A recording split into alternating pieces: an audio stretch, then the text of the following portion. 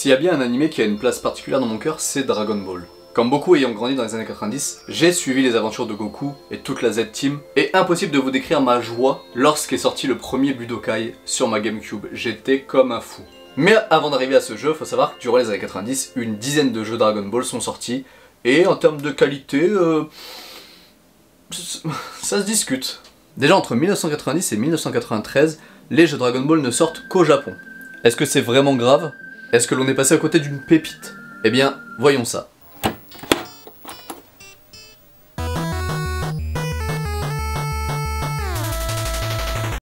Dragon Ball Z Kyushin Saiyajin est un RPG dont l'histoire débute avec la saga Saiyan et se termine avec le combat Vegeta en singe géant. Les déplacements se font sur une carte quadrillée, une case équivaut à un déplacement et il faut utiliser une carte située en bas pour te déplacer, et selon le nombre d'étoiles qu'il y a sur ta boule de cristal, tu te déplaceras en conséquence. Par exemple, une étoile t'avance d'une case, 3 étoiles de 3 cases, bref, t'as compris la suite. Pour le côté baston, le jeu utilise le même système de cartes, qui s'obtiennent en gagnant des combats ou en parlant à des personnages. Niveau visuel, autant la carte du monde et l'interface des dialogues est dégueulasse, autant les animations de combat sont plutôt stylées pour de la NES.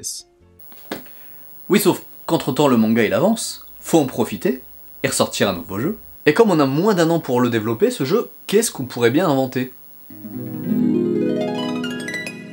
Eh bien Dragon Ball Z 2 Gekijin Frieza, sorti en 91, suivra l'histoire de la saga Namek jusqu'à la saga Freezer. Le système de jeu est quasiment identique au système du jeu d'avant, sauf que cette fois, adieu la liberté sur la map, puisque la carte affiche un tracé prédéfini. Du coup, c'est plus rapide à finir. Visuellement, aucun changement, c'est la même console. En plus, c'est le même studio qui développe, avec moins de temps que le précédent, donc ça recycle. Heureusement pour les joueurs, le jeu suivant n'a rien à voir, en fait, c'est... Oh non, pas déjà à cette époque. Et si, déjà à cette époque, Dragon Ball Z Super Saiyan Denjutsu, sorti en 92, est un remake des deux premiers jeux que l'on vient de voir. C'est aussi le premier jeu Dragon Ball Z à être publié sur la Super Nintendo. Bon, je vais pas te réexpliquer le système de cartes avec les boules, les étoiles, je pense que t'as compris. Là on est sur de la Super Nintendo, donc heureusement le jeu est plus beau qu'avant, mais à part ça, c'est tout. Bon alors maintenant que t'as joué à l'arc Saiyan, à l'arc Namek, est-ce que ça te tente? Un petit jeu de cartes pour jouer l'histoire de Freezer jusque celle. Installe-toi. Allez, on y retourne. Dragon Ball Z 3, Reizen Jizoningen. C'est la suite du jeu d'avant et sortira sur la NES. Alors, pourquoi sur la NES et pas la Super NES alors que tu viens de sortir un jeu juste avant sur la Super NES? Très certainement car le jeu était déjà en développement et flemme de faire un portage vers la nouvelle console. Donc sans grande surprise, le jeu c'est le même qu'avant, mais avec une nouvelle histoire se terminant avec celle, le système de cartes qui commence clairement à me casser les couilles. Bon, on est fin 92, ça fait déjà plusieurs mois que la Super NES est sortie, donc autant vous dire que j'ai hâte de vous montrer le prochain jeu sur cette console. Dragon Ball Z Gekito Tenkaichi Budokai sortira en fin 92 sur NES. Encore sur NES, toujours sur NES. Y'a que la NES ou quoi? On a là enfin un jeu de combat sans système de cartes, merci. Enfin, non, alors, pas totalement. Il s'agit là d'un jeu fourni avec le lecteur de cartes d'attache, qui se branche directement sur la console, et c'est avec des cartes en fait. Tu les insères dans le lecteur, et ça te sélectionne ton combattant. Voilà. Une idée de génie comme ça, quand t'as 8 ans, tu perds tes cartes dans ta chambre, ou alors tu les oublies dans ta poche, et ça passe à la machine à laver, et elles sont mortes, et après... Alors oui, désolé, c'est vrai, je prends ça un peu trop à cœur, je l'avoue. Mais en même temps, après, tu peux plus jouer, c'est chiant. Bon par contre, est-ce que je vous ai déjà dit que l'année 93 c'était une super année? Alors c'est pas mon année de naissance, non, mais c'est l'arrivée des jeux Dragon Ball en France. Et ça déchire. Et le premier à être arrivé chez nous, c'est Dragon Ball Z Super Butoden sur Super Nintendo.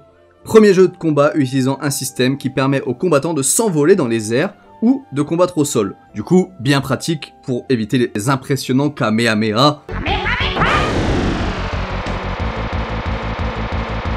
Wow!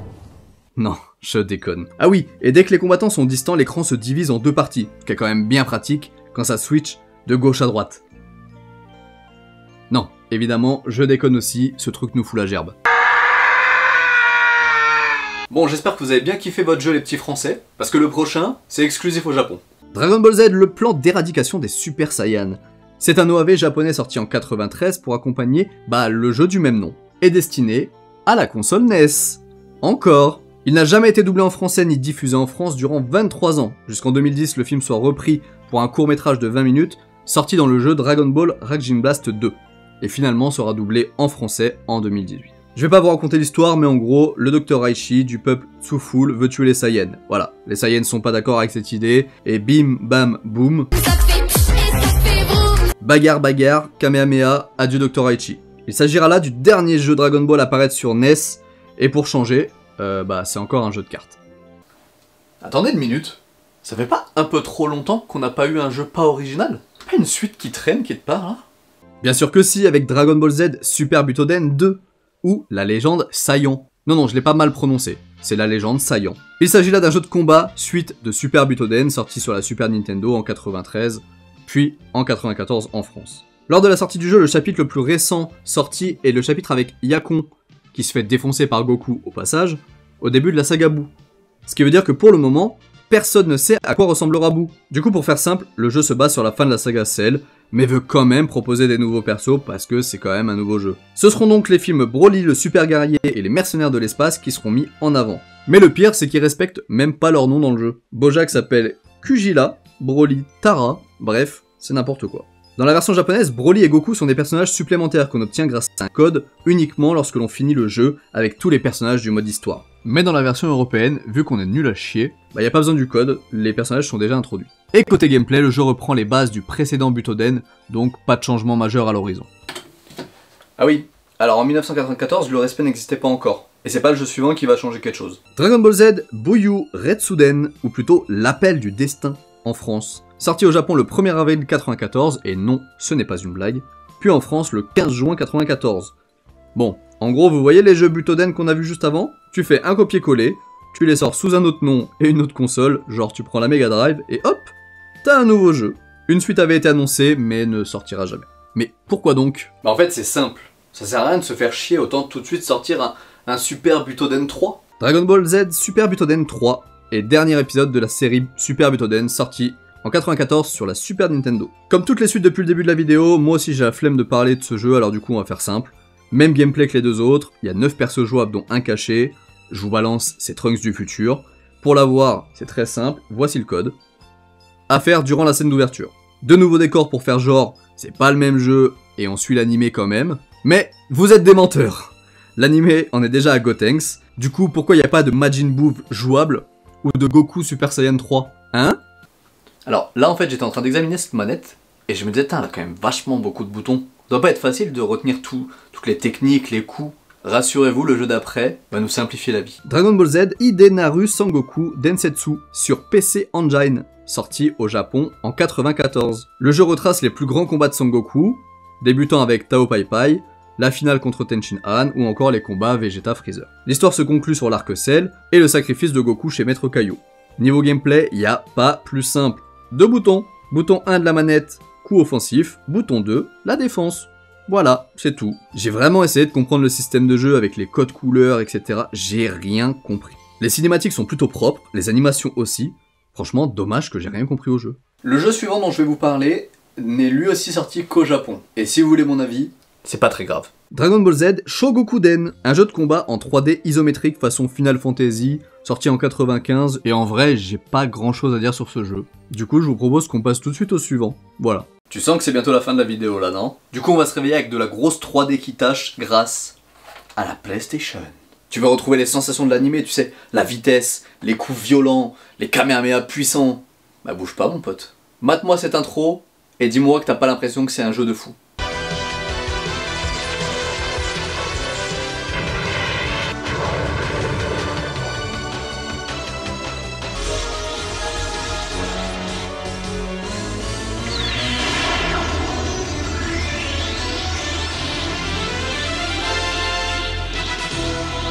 Je vous présente Dragon Ball Z Ultimate Battle 22 sorti en 95 sur PlayStation, 22 personnages jouables, plus 5 personnages additionnels que tu peux débloquer avec un code secret sur le menu. Il y a Gogeta, Tortue Géniale, Goku S16J3, bref, ça va être la folie. Alors, accroche-toi bien, tu prends les jeux Butoden, tu enlèves le peu de vitesse qu'il y avait déjà, pour que les persos soient bien lents, tu vois. Tu rends les attaques le moins impressionnant possible. Tu prends le fun du jeu et tu te le fous bien profond dans le et hop, tu as Ultimate Battle 22.